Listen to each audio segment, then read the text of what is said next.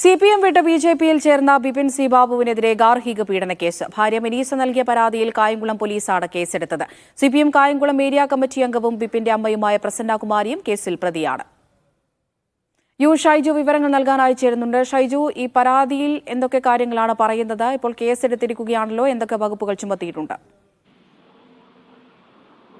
Amrita, Bipin C ബാബുവും മിനീസയും തമ്മിലുള്ള വിവാഹ ബന്ധത്തിന് ശേഷം മുന്നോട്ട് പോകുന്ന അവസ്ഥയിലാണ് കഴിഞ്ഞ ഒരു വർഷത്തിന് മുമ്പ് മിനീസ ഒരു പരാതി പാർട്ടിക്ക് കൊടുക്കുന്നത്.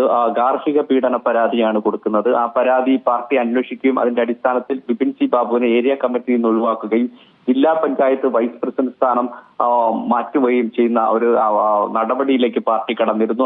ആ നടപടി മുന്നോട്ട് പോകുന്ന അവസരത്തിലാണ് ഈ ഒരു വർഷത്തിന് ശേഷം ബിപിൻ സി ബാബു CPM വിട്ട് BJPയിൽ പോകുന്നത്. BJPയിൽ പോയതിനു ശേഷം മിനീസയുടെ നേതൃത്വത്തിൽ കേക്ക് മുറിച്ചും പായസം വിതരണം ചെയ്തും വിവിധ തരത്തിൽ പഞ്ചായത്തിന്റെ പരിധിയിൽ പല സ്ഥലങ്ങളിൽ പരിപാടികൾ സംഘടിപ്പിക്കുകയും ബിപിൻ സി ബാബുവിനെതിരെ മുദ്രാവാക്യങ്ങളെ അടക്കമുള്ള പരിപാടികൾ സംഘടിപ്പിക്കുകയും ഒക്കെ ചെയ്തിരുന്നു. അതിനുശേഷം ഇന്നലെയാണ് ഈ വർഷം മുമ്പ് കൊടുത്ത പരാതി വീണ്ടും കരിയിലക്കുളങ്ങര പോലീസിന് കൈമാറുകയായിരുന്നു.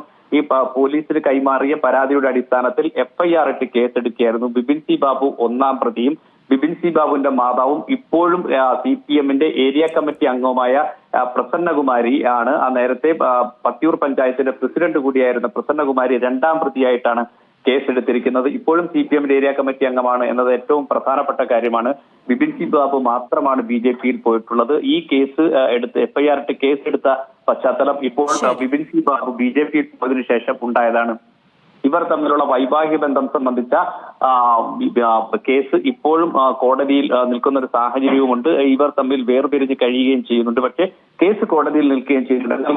പീഡന പരാതിയിൽ ഉറച്ചു നിൽക്കുകയും ആ പരാതി വീണ്ടും പോലീസിന് കൈമാറി FIR ഇട്ട് കേസെടുത്തിരിക്കുന്ന ഒരു സാഹചര്യമാണ് ഇപ്പോഴുള്ളത്. അമൃത.